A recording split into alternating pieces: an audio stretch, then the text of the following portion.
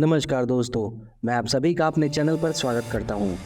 दोस्तों, आज से 100 साल पहले किसी ने भी नहीं सोचा था कि दुनिया में ऐसे हथियार होंगे जो इतने ज़्यादा शक्तिशाली होंगे जिनसे एक पूरे देश को खत्म किया जा सकेगा और जिनका इस्तेमाल देश सिर्फ खुद को सुप्रीम साबित करने के लिए करेंगे। 6 अगस्त 1945 ये वो तारीख है जब अमेरिका ने जापान के हिरोशिमा शहर पर लिटिल बॉय नाम का बम गिराया था और 3 दिन बाद 9 अगस्त 1945 को फिर से नागासाकी शहर पर फैट मैन नाम का एक और बम गिराया था।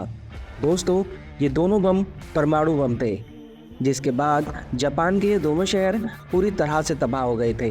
इन दोनों शहर पर गिरे बम से इतनी ऊर्जा निकली थी कि वहाँ के लोगों को उनकी मौत के बारे में सोचने का समय भी नहीं मिला। और इस हमले के बाद से सभी देशों में इस परमाणु शक्ति को हासिल करने की होड़ मच गई। सभी देश ये कहकर इन हथियारों को बना रहे थे कि वे युद्ध की स्थिति में अपने दुश्मन से अपनी सीमाओं की रक्षा कर सकें। परंतु दोस्तों, इस बम को बनाना सभी के बस की बात नहीं और कुछ देश तो आज भी इस हथियार को डेवलप नहीं कर पाए हैं। अगर हम भारत की बात करें तो भारत ने अपना पहला परमाणु परीक्षण 18 मई 1974 को राजस्थान के पोखरण में किया था। इस परीक्षण का कोड नेम था स्माइलिंग बुद्धा। इस परीक्षण के साथ ही भारत दुनिया के उन 6 देशों में शामिल हो गया था जिनके पास परमाणु हथियार की ताकत थी। इससे पहले अमेरिका, रूस, ब्रिटेन, चीन और फ्रांस के पास ही परमाणु शक्ति थी। दोस्तों, परमाणु हथियार की तबाही को देखते हुए परमाणु हथियारों पर वर्ष 1996 में संयुक्त राष्ट्र ने CTBT यानी comprehensive nuclear test ban treaty को अपनाया, जिससे देशों पर परमाणु बम को बनाने और इसे रखने पर पूरी तरह से प्रतिबंध लगा दिया गया। और इन्हीं प्रतिबंधों के बाद सभी देशों ने अपने मिसाइल सिस्टम को अपग्रेड करने की ओर रुख किया। दोस्तों, मिसाइल दुश्मन के सभी हथियारों को नष्ट करने में सक्षम होती है।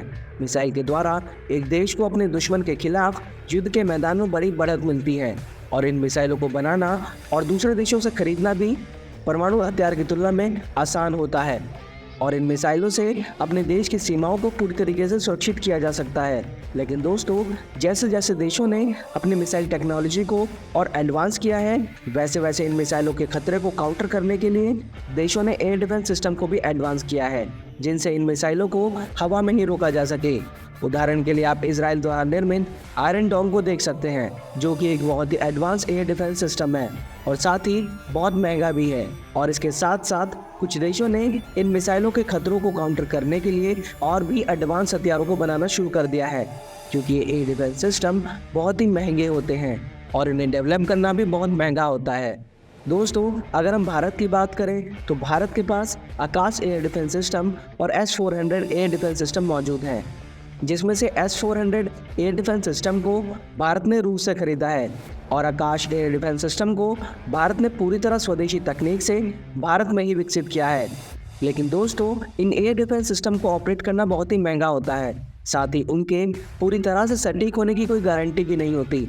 यानी साधारण भाषा में अगर कहें तो एयर डिफेंस सिस्टम दुश्मन द्वारा छोड़ी गई मिसाइल को इंटरसेप्ट करके डिस्ट्रॉय ही कर देंगे, इसकी 100% गारंटी नहीं होती। इसलिए भारत और अमेरिका जैसे देश इन मिसाइल सिस्टम से आगे निकलकर अधिक एडवांस और अधिक घातक हथियारों को बनाने पर काम कर रहे हैं। और एक तरफ जहां अमेरिका को इसमें सफलता भी मिल गई है, वहीं भारत ने भी ऐसे हथियारों को लगभग तैयार ही कर लिया है। दोस्तों, इन हथियारों को कहा जाता है DEW यानी डायरेक्टेड एनर्जी वेपन्स। दोस्तों, भारत ने ऐसे घातक हथियारों को बनाने पर काम बहुत पहले से शुरू कर रखा है और अब ये हथियार लगभग पूरी तरह से तैयार हो गए हैं और अब इन हथियारों की फाइनल टेस्टिंग को भी भारत शुरू करने जा रहा है। दोस्तों, भारत के द्वारा बनाए गए इन हथियारों का नाम है काली लेज़र वेपन सिस्टम और दुर्गा लेज़र वेपन सिस्टम। हमने अपने पिछले वीडियोस में भी काली लेज़र सिस्टम पर बात की है। अगर आपने वो वीडियो नहीं देखी है तो आप आई बटन पर क्लिक करके वो वीडियो देख सकते हैं और इस वीडियो के डिस्क्रिप्शन में भी हमने इस वीडियो का लिंक डाल दिया है, आप वहाँ से भी इस वीडियो को देख सकते हैं। दोस्तों, आज की वीडियो में हम बात करने वाले हैं दुर्गा 2 लेज़र वेपन सिस्टम की। साथ ही हम ये भी जानेंगे कि वेपन सिस्टम किस तरीके से काम करते हैं। लेकिन वीडियो में आगे बढ़ने से पहले अगर आप यहाँ तक वीडियो को देखते हुए आ गए हैं और आपको वीडियो अच्छी लगी है तो वीडियो को लाइक, शेयर और चैनल को सब्सक्राइब करना ना भूलें। चलिए दोस्तों, शुरू करते हैं। दोस्तों, भारत ने सीमा पार से बढ़ रहे मिसाइल और ड्रोन के खतरों को काउंटर करने के लिए नई नई तकनीक से लैस हथियारों को बनाने पर काम बहुत पहले ही शुरू कर दिया था, ताकि भारत दुनिया भर में बन रहे एडवांस हथियारों की रेस में पिछड़ न जाए। भारत ने अपनी रक्षा प्रणाली को और भी ज़्यादा मजबूत करने के लिए आकाश एयर डिफेंस सिस्टम को बनाया, जिसने हाल ही में किए गए एक टेस्ट में एक साथ 4 एरियल टारगेट को नष्ट करके अपनी काबिलियत को साबित किया। इसके साथ ही Bharat Russian made S-400 missile defence system का भी इस्तेमाल करता है, जो कि एक war tested air defence system है।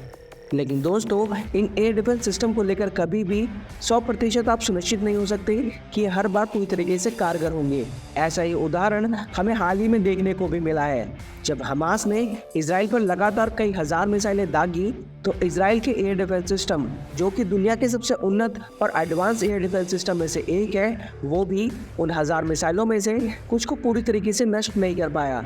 और भारतीय वैज्ञानिकों को ये बात 2 दशक पहले ही समझ में आ गई थी कि आने वाले समय में दुश्मन ने अगर अपनी मिसाइल की स्पीड 7 मैक या उससे ऊपर की, तो इन एयर डिफेंस सिस्टम की कोई खास अहमियत नहीं रह जाएगी। इसीलिए भारत ने सन 2000 के आसपास ही DEW यानी डायरेक्टेड एनर्जी वेपन सिस्टम्स पर काम करना शुरू कर दिया था। दोस्तों, आपने स्टार वॉर्स जैसी साइंस फिक्शन फिल्मों में देखा होगा, जिसमें एक लेज़र गन से दुश्मन के शिप्स पर वार करके उन्हें नष्ट कर दिया जाता है। पर अब ये कोई फिक्शन नहीं रहा, ये सब सच हो चुका है। अमेरिका और रूस जैसे देशों ने ऐसे हथियारों को भी बना लिया है और इन्हें इस्तेमाल करना भी शुरू कर दिया है। बल्कि रूस यूक्रेन के खिलाफ इन लेज़र वेपन्स का इस्तेमाल भी कर रहा है। रूस ने यूक्रेन में कई ड्रोन और मिसाइलों को अपने लेज़र हथियारों के जरिए भस्म कर दिया है। आइए दोस्तों, अब जानते हैं भारत में बने इन लेज़र हथियारों के बारे में। दोस्तों, दुर्गा 2 यानी डायरेक्शनल अनरिस्ट्रिक्टेड ड्रैगन एरे एक डायरेक्टेड एनर्जी वेपन सिस्टम है, जिसे defence research and development organisation DRDO द्वारा सेना के लिए बनाया गया है। यहाँ हम आपको ये बता दें कि DRDO द्वारा इस हथियार के बारे में अभी तक कोई भी जानकारी सार्वजनिक नहीं की गई है। दुर्गा 2 को आम भाषा में एक लेज़र वेपन सिस्टम कहा जाता है, जो बेहद सटीकता के साथ किसी भी लक्ष्य को तबाह कर सकता है। ये लेज़र वेपन दुश्मन के जहाज, radar, electronic warfare system, fighter jet और मिसाइलों को आसानी से और पूरी सटीकता के साथ निशाना बना सकता है। दोस्तों, अब आप ये सोच रहे होंगे, जब इस हथियार को इतने सीक्रेट तरीके से बनाया जा रहा है, तो मीडिया को इसके बारे में कैसे पता चला? दरअसल दोस्तों, 2021 में अमेरिकी डिफेंस मीडिया ने एक रिपोर्ट छापी थी, जिसमें बताया गया था कि नई दिल्ली में मौजूद laser science and technology centre में एक नई जनरेशन का लेजर सिस्टम बनाया जा रहा है। DRDO फिलहाल 100 किलोवाट और वजन में हल्के हथियारों को बनाने पर काम कर रहा है, जो सेना में जल्द ही सेवा के लिए उपलब्ध हो जाएंगे। DRDO पहले ही एक 25 किलोवाट लेज़र वेपन डेवलप कर चुकी है और इस टेस्ट वेपन की क्षमता 5 किलोमीटर थी। हालांकि दोस्तों, प्रोजेक्ट दुर्गा सन 2000 के दशक की शुरुआत में लॉन्च हुआ था। बेहद ही सुस्त गति से आगे बढ़े इस प्रोजेक्ट ने असली रफ्तार 2017 के बाद पकड़ी है, जब DRDO ने 1 किलोवाट के लेज़र वेपन का टेस्ट किया था। अब DRDO इसे 100 किलोवाट की क्षमता के साथ तैयार करने की योजना पर काम कर रहा है। इस नई तकनीक में सॉलिड स्टेट फाइबर और केमिकल लेज़र का इस्तेमाल किया जा रहा है। इस लेज़र वेपन यानी दुर्गा 2 प्रोजेक्ट को DRDO के द्वारा बेहद ही गुप्त रखा गया था, लेकिन अब मीडिया रिपोर्ट्स के मुताबिक DRDO ने इस लेज़र को पूरी तरीके से बनाकर तैयार कर लिया है और अगले महीने यानी मार्च 2024 में इसका परीक्षण किया जाएगा। साथ ही इन रिपोर्ट्स में ये भी बताया गया है कि DRDO ने इस हथियार को ज़मीन, समंदर और हवाई प्लेटफॉर्म पर तैनात करने के लिए बनाया है। आइए दोस्तों, अब जानते हैं कि लेज़र तकनीक काम कैसे करती है। दोस्तों, आपने बचपन में मैग्नीफाइंग ग्लास से सूरज की रोशनी को एक जगह केंद्रित करके कागज को तो जलाया ही होगा। बस ये लेज़र तकनीक भी वैसे ही काम करती है। लो इंटेंसिटी वाली लेज़र को टारगेट पर कई सेकंड के लिए फोकस करना पड़ता है, पर हाई इंटेंसिटी वाली लेज़र को ज़्यादा देर तक फोकस करने की ज़रूरत नहीं पड़ती, जिससे बड़े और शक्तिशाली लेज़र वेपन बहुत जल्दी बहुत ज़्यादा नुकसान कर सकते हैं। ये लेज़र वेपन इतने ज़्यादा शक्तिशाली होते हैं कि ये क्रूज मिसाइल में लगे गाइडेंस सिस्टम, वॉरहेड, ईंधन और टर्बोजेट इंजन को सेकंड्स में तबाह कर सकते हैं। इनका इस्तेमाल लड़ाकू विमानों, ड्रोन और हेलीकॉप्टर को गिराने में भी किया जा सकता है। साथ ही लड़ाकू विमानों के पायलट को अंधा करने की इसकी क्षमता इसे बेहद ही विनाशकारी बना देती है। ये लेज़र सिस्टम रडार की पकड़ में भी नहीं आते, जिससे ये बहुत ही ज़्यादा खतरनाक हो जाते हैं।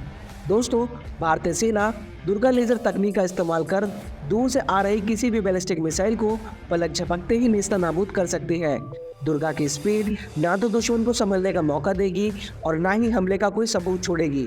कई रिपोर्ट्स के मुताबिक दुर्गा की स्पीड 3 लाख किलोमीटर प्रति सेकंड तक हो सकती है, जो इसे बहुत ही प्रभावशाली और सटीक बनाती है।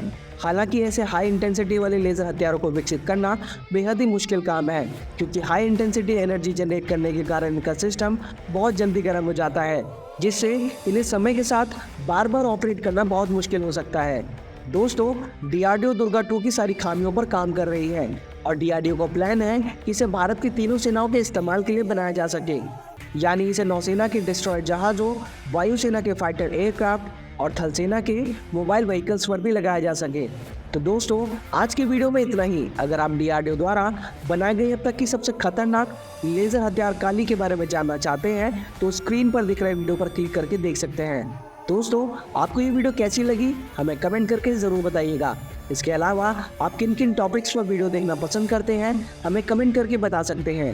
वीडियो को अंत तक देखने के लिए आप सभी का बहुत बहुत धन्यवाद। जल्द ही मिलते हैं नई वीडियो के साथ, तब तक के लिए जय हिंद, जय भारत।